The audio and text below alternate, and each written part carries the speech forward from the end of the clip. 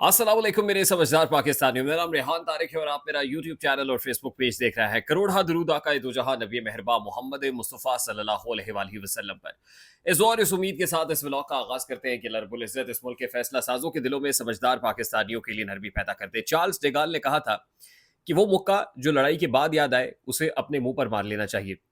हुकूमत ने लड़ाई के बाद याद आने वाला मुक्का अपने मुंह पर मारने की बजाय मुखालिफ के मुंह पर मारने की कोशिश की है। चार फैसले किए गए हैं और ये चारों फैसले यूँ लगता है कि एक्सप्रेस ट्रेन मिस करने के बाद हुकूमत की जानिब से किए गए हैं। इन फैसलों की आईनी और कानूनी हैसियत पर बात हो सकती है।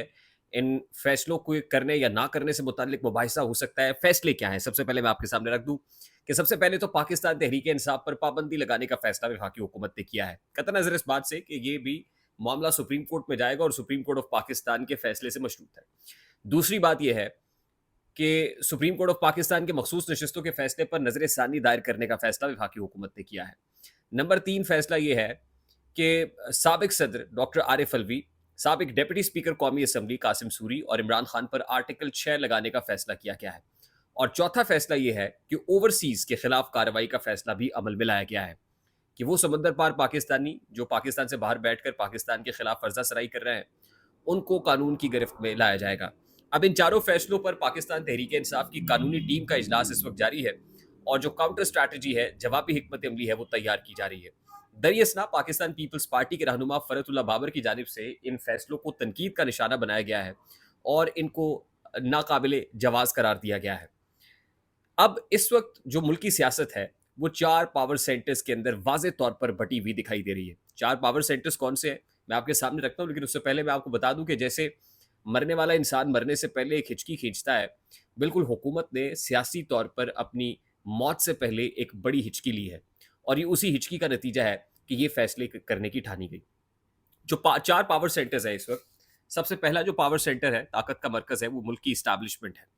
दूसरा पावर सेंटर खुद पाकिस्तान मुस्लिम लीग नून है। तीसरा power centre Pakistan peoples party और चौथा पाकिस्तान तहरीक इंसाफ है। वैसे तो हम डिस्कस करते आए हैं कि इस वक्त असल लड़ाई पाकिस्तान तहरीक इंसाफ और मुल्क की मुक्तदरा के माबैन है, लेकिन ये जो चार पावर सेंटर्स अब डिस्टिंक्ट हुए हैं, एक दूसरे से जुदा जुदा दिखाई दे रहे हैं। Number one is establishment. Establishment और पाकिस्तान मुस्लिम लीग नून के माबैन हुआ क्या है? पाकिस्तान मुस्लिम लीग नून का इजलास जो आज मुलतवी किया गया, उसका इनसाइडर ये भी है कि पाकिस्तान मुस्लिम लीग नून के कुछ रहनुमाओं जिनसे ये मामला डिस्कस हुए कि इस तरह का इंतहाई इकदाम उठाया जाएगा, तो उन्होंने पाकिस्तान तहरीक इंसाफ पर पाबंदी लगाने समेत इमरान खान पर आर्टिकल 6, साबिक सदर पर आर्टिकल 6 और कासिम सूरी पर आर्टिकल 6 से मुतालिक फैसलों से इख्तलाफ किया और वो ये समझते हैं कि हुकूमत को इस तरह की कार्रवाई नहीं करनी चाहिए। कोई और नहीं बल्कि पाकिस्तान मुस्लिम लीग नून से ताल्लुक़ रखने वाले लोग हैं, जो डिसेंटिंग वॉइसेस हैं, जो इस मामले से खुश नहीं है और उन्होंने अपना ये मौक़िफ़ अपनी क़यादत पर वाज़े कर दिया और उसकी जानिब से और बाद में ज़ाहिर है क़यादत की जानिब से इस इजलास को मुलतवी कर दिया गया कि इजलास होगा तो उस पर गर्मा गर्मी होगी, क्योंकि हमारे पास फ़ैसलों को तब्दील करने की गुंजाइश मौजूद नहीं है।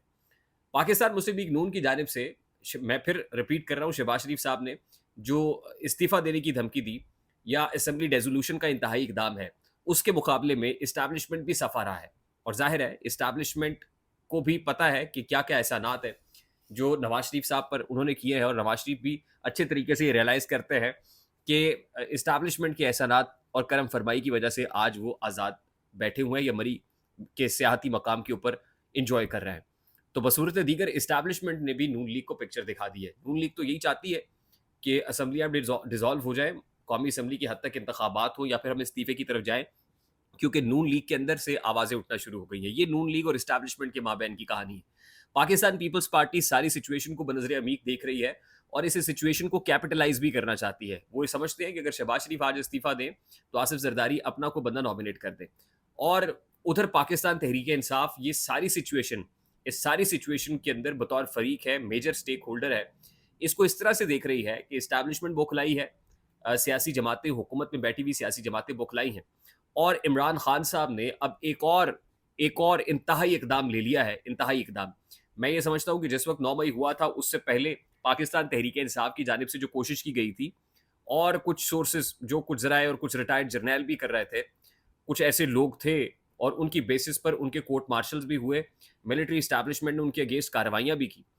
उस वक़्त ये तासुर देने की कोशिश की गई कि फौज के रैंक एंड फाइल के अंदर डिवाइड है, और आज ये तासुर देने की कोशिश की जा रही है कि फौज अगर मार्शल लॉ लगाने का सोचती है, ये धमकी मार्शल लॉ की देती है और सफ आराई जारी है, तो फौज के अपने रैंक एंड फाइल के अंदर डिवाइड क्रिएट की जाए या गिरती हुई दीवार देखकर धक्का दिया जाए।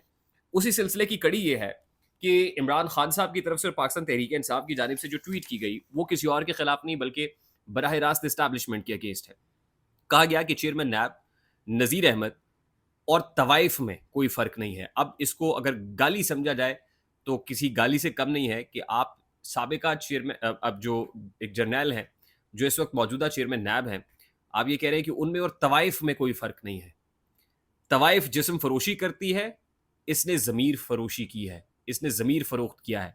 ये चेयरमैन नैब के बारे में कहा जा रहा है। फिर इमरान खान साहब ने कहा, इमरान खान साहब ने जो बराह रास्त chief of the army staff जो आसिम मुनीर पर इल्ज़ाम लगाया, वो कहते हैं कि मेरी बीवी को जंगल का बादशाह इसलिए टारगेट कर रहा है, क्योंकि जब मैंने उन्हें ओहदे से हटाया था, तो उन्होंने मेरी बीवी को कॉल करके सिफ़ारिश करने का कहा, लेकिन उन्होंने सिफ़ारिश नहीं की, इसलिए मेरी बीवी को टारगेट किया जा रहा है। ये इमरान खान साहब कह रहे हैं। यानी इमरान खान साहब का हदफ़ तनकीद इस वक़्त ना आसिफ अली ज़रदारी हैं, ना मियाँ मोहम्मद नवाज़ शरीफ हैं, ना शहबाज शरीफ है, बल्कि वो डायरेक्टली एस्टेब्लिशमेंट को टारगेट कर रहे हैं। और उनको ये बताया जा रहा है या पैगाम दिया जा रहा है उनके अपने हवारियों और अकाबरीन की जानिब से कि एस्टेब्लिशमेंट के हालात बहुत पतले हैं। फ़ौज के अपने अंदर जो है, अगर मार्शल लॉ की कैफियत बनती है या इस तरह का इंतहाई इकदाम जो धमकी दे रहे हैं वो नून लीग को या इस हुकूमत को पिक्चर दिखा रहे हैं कि ये इंतहाई इकदाम हो सकता है, तो ये this is the right time कि फ़ौज के अंदर जो है वो ऐसी हार्ड हिटिंग की जाए, टारगेट किया जाए कि कोई तब्दीली आ जाए। और फिर हाँ, हमारे ज़राए तो ये भी बता रहे हैं कि कुछ लोग तो अभी से ये लॉबिंग करना शुरू हो गए हैं कि अगला chief of the army staff कौन होगा, यानी chief of the army staff जो है आसिम मुनीर के बाद chief of the army staff कौन होगा, यहाँ तक लॉबिंग शुरू हो गई है। इस सारी सिचुएशन के अंदर मुझे मुल्क का फ़ायदा होता हुआ तो नज़र नहीं आ रहा। हुकूमत जो कर रही है, जो तहरीक इंसाफ की तरफ से अब इस वक्त जो हार्ड हिटिंग शुरू हुई है अगेंस्ट एस्टैब्लिशमेंट या रैंक एंड फाइल में डिवाइड डिवाइड की सी सिचुएशन, यकीनन मुल्क इसका मुतहम्मिल at this point in time नहीं हो सकता। आइए मिलकर दुआ करते हैं, दस्ते दुआ बुलंद करते हैं कि अल्लाह ताला वाकई इस मुल्क के फैसला साजों के दिलों में समझदार पाकिस्तानियों के लिए नरमी पैदा कर दे। मुल्क की माशी हालात इस काबिल नहीं है, मुल्क की सियासी हालात इस काबिल नहीं है, और इवन मुल्क का जो सोशल फैब्रिक है वो बुरी तरह से तबाह हो रहा है।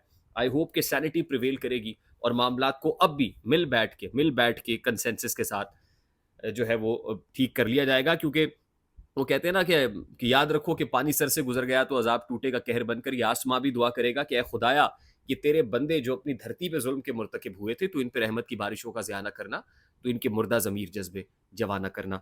आई होप मेरी बात आप तक पहुंची होगी। अगर पहुंच जाए तो वीडियो को लाइक और शेयर करना मत भूलिएगा। चैनल पे नए तो चैनल को सब्सक्राइब कर लीजिएगा, बेल आइकन जरूर दबाइएगा। मुझे रेहान तारिक को इजाज़त दीजिए, बहुत सारा ख्याल रखिएगा।